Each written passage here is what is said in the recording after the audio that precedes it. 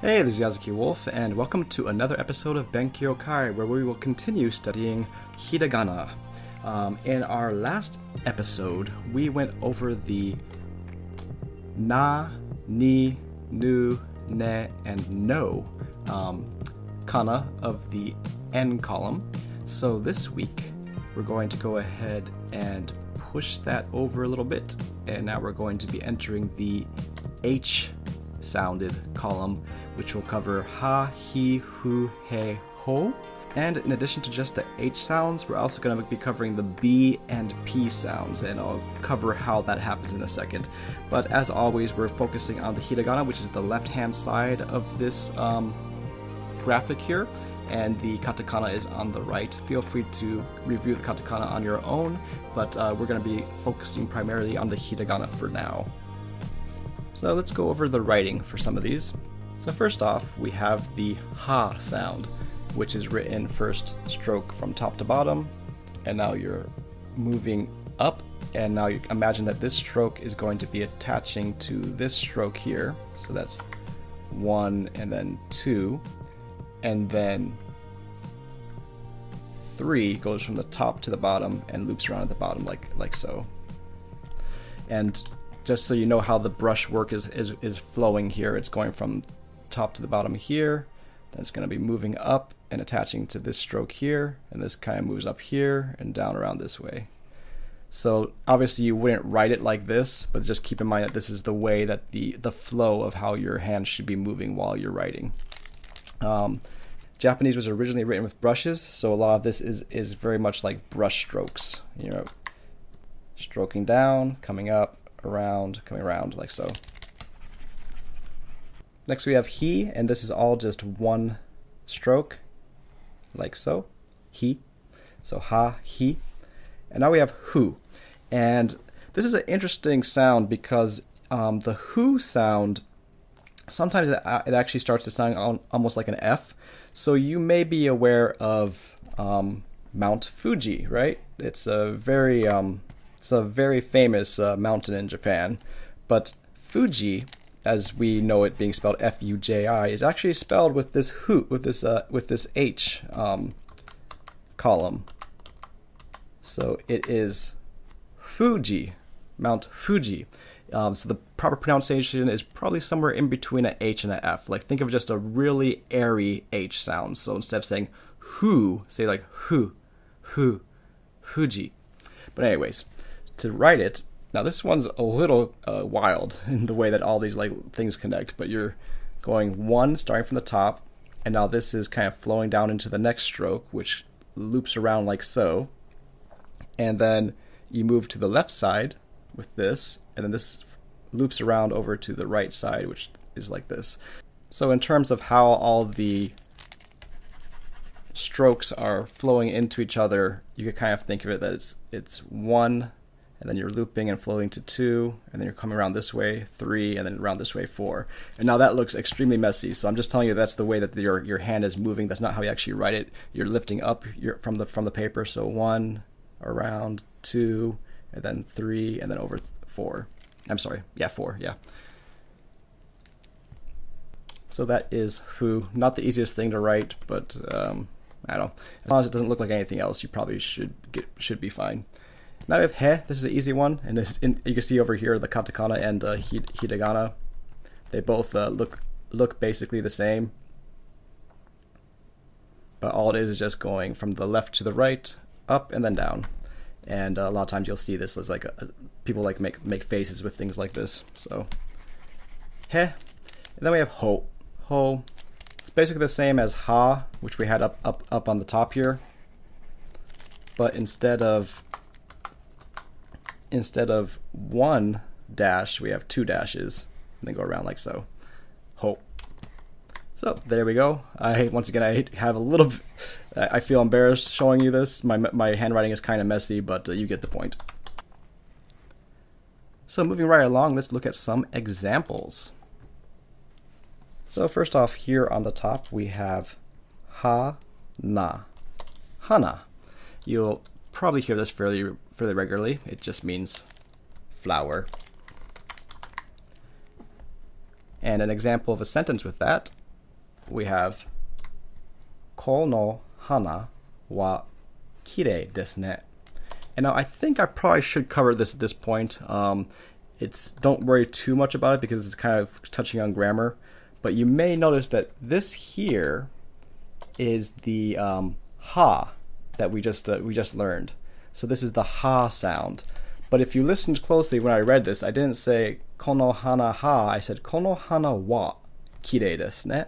So this is sort of the thing that happened during the I believe it was the Meiji Reformation, where they decided, so like an etymological thing, but words that begin with a ha sound start to slowly change into a wa sound in a lot of cases. It gets kind of confusing, but for some reason they decided that they were going to allow some special pronunciations for these sort of grammatical particles. We'll probably talk more about that in when we get to grammar, but just suffice it to say that this is a special case where when you see this as a particle and not a word, it is pronounced as wa with a W and not as ha as a H.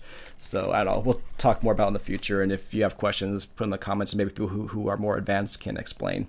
But here we have kono hana wa kirei desu ne. So it's saying this flower is quite pretty, isn't it? Very simple sentence. So next up, moving right along, we have hiza.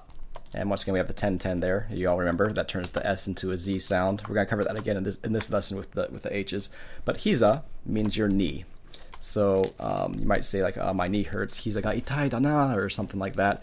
But I got the perfect example sentence for you here. It is one of my favorite sentences in Japanese. See if you can feel where I'm coming from. But it says, Mukashi wa omae no yona bokensha datta no da ga hiza ni ya o ukete shimatte na. So basically what this is saying is, I used to be an adventurer like you. Then I took an arrow in the knee. So you may know where that's from. It's one of my favorite games of all time. So had to put that in there. And just the very quick breakdown. Mukashi, that just means before, a long time ago. Mukashi, aru tokoro de, like once upon a time, long ago. So mukashi, and we got the wa particle, wa, omae no yona bokensha. So omae is a very rude way of saying, well, it's not, yeah, it's a rude way of saying you, but it's kind of like a rough adventure type of way of speaking. So don't say this if you're in Tokyo, like applying for a job. But yeah, omae no yona, like you. Bokensha is adventurer. So I used to be, so datta, that's the past tense of is, so was. So I was an adventurer a long time ago, like you. No daga. So no is just kind of connecting to this, and daga, this is really complex grammar. We'll get to in the future, but basically just say this means but. Hiza, there's our word that we're practicing for the day, and this should be written he. This should be written he za.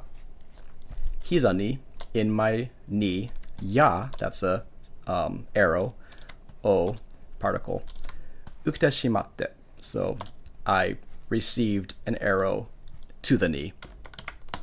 Very nice sentence, although its use is admittedly limited. So moving on to our next word. Now we're going to be using fu. So we have futon. And once again, you see here that in English, this is written with a F, futon.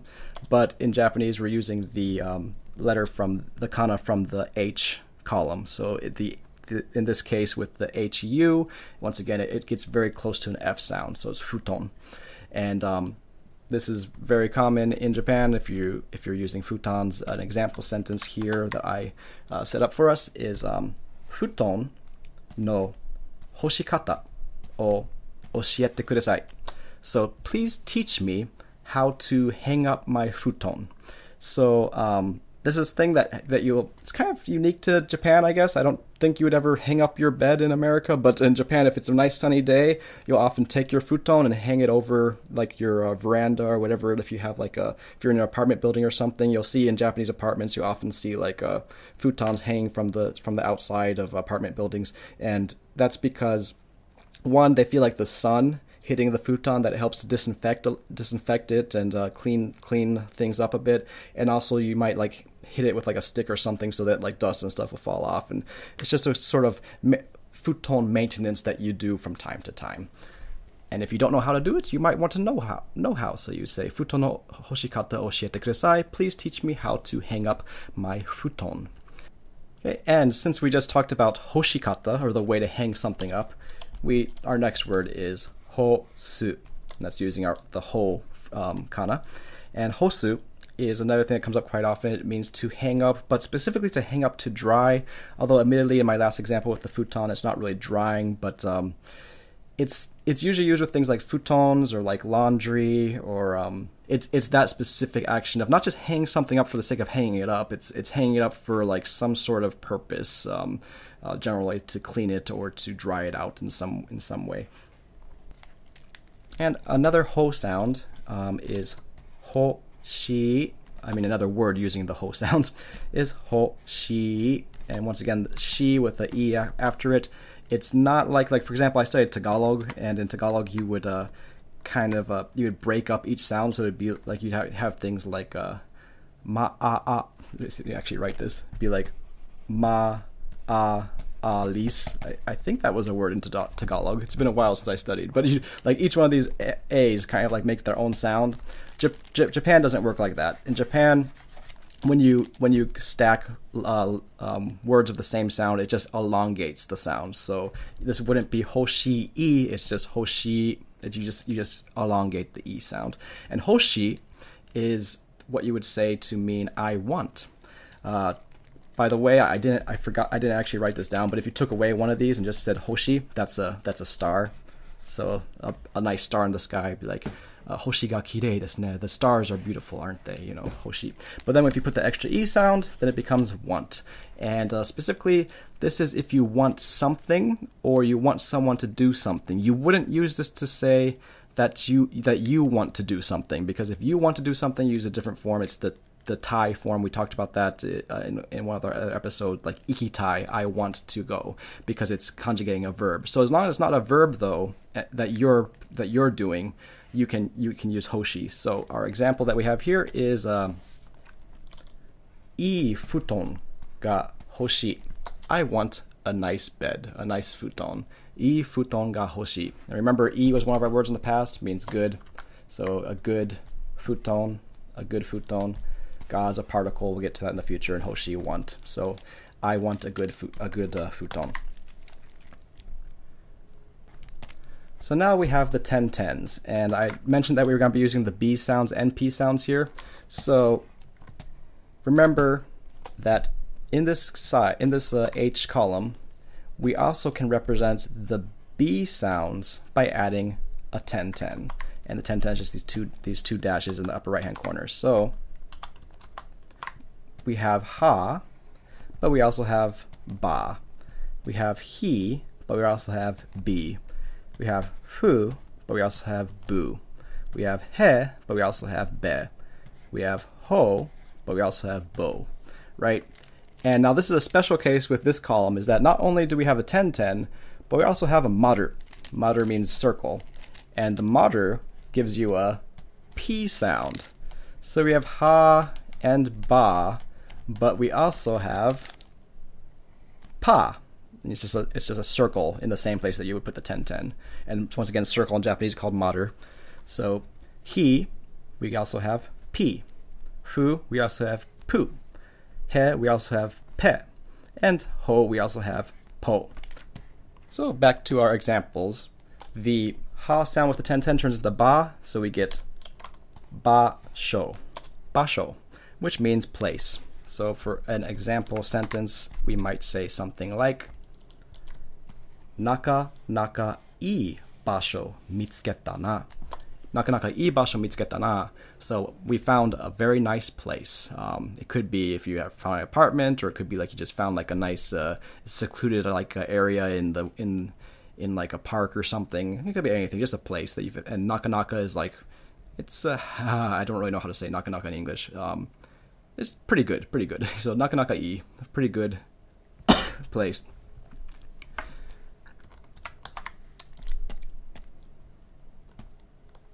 And moving along, next we have zabuton. And so here we have the sa with the 10-10 turning into a za sound. We have the fu with the 10-10 turning into a bu sound. And this is something very interesting that you're going to see a lot in Japanese. When you combine two different words, it kind of changes the way they're pronounced. So we had our word futon earlier. So we had futon right here earlier, right? And if you take futon and combine it, so you can see here, this kanji here is actually the kanji for futon, the same kanji that we had up here, right? So when you combine that with another kanji, and this is all turning into one word, but it's combining two different kanji. So the first kanji here is to sit. So we're combining sitting with a futon. So it is a futon that you sit on, which if you look on Google, it says in English it's called a Japanese cushion. I don't know if that's the best way to say it, but just consider it's the little like pillow thing that you would actually sit. That's a pillow that you sit on to sit on the floor. Is a zabuton. It's a futon that you sit on. Basically, that's how the kanji is put together. And the thing is that originally it was fu, but when the fu is combined with another kanji, it becomes voiced. So that's why we now get zabuton.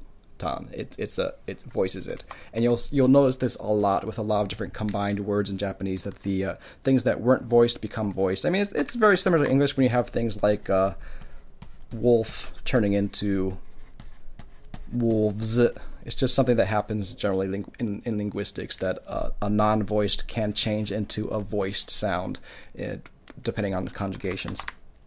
But so we have zabuton. I don't think I have an example of a sentence for that, but I don't know, like zabuton ni suwarimasu ka? Do you want to sit on a cushion? You say yes, of course I do.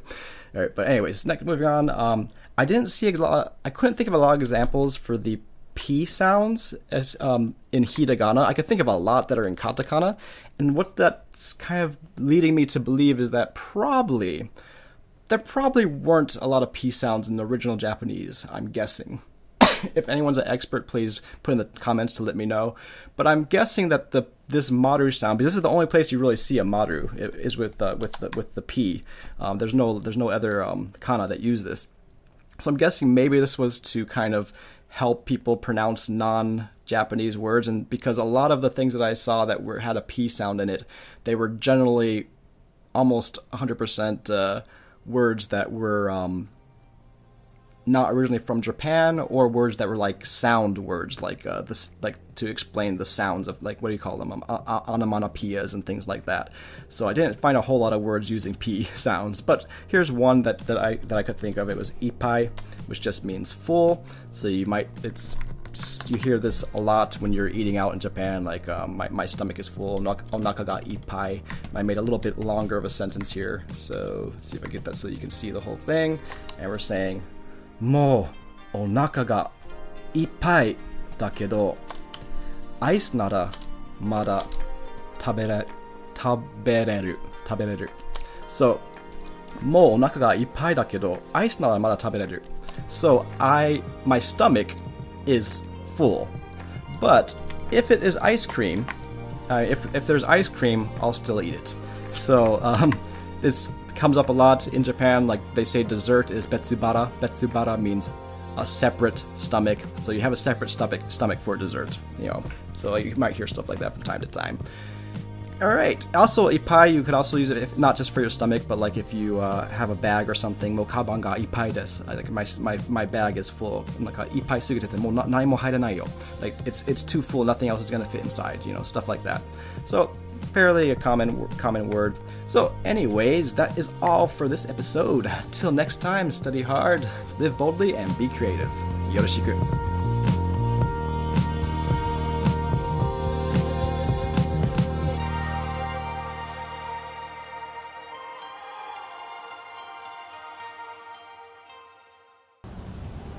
昔はお前みたいな冒険者だった。いざに矢を受けてしまった。